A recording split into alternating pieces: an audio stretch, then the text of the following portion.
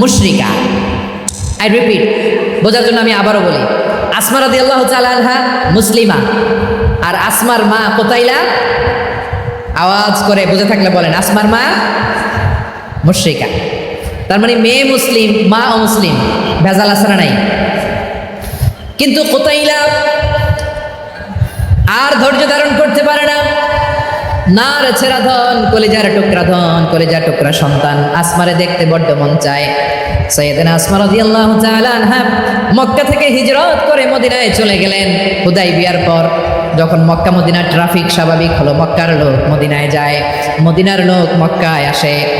কোচাইলা কলিজার টুকরা সন্তান আসমারে দেখার জন্য কিছু উপহার নিয়ে বিশাল মরুপথ পাড়ি দিয়ে মক্কা থেকে মদিনায় যায়। সুবহানাল্লাহ বলেন।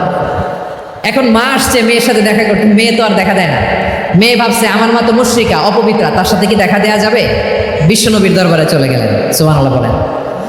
কি সৌভাগ্যবান ছিল তারা, মাসলা জানার দরকার হলেই নবীর দরবারে চলে যেত।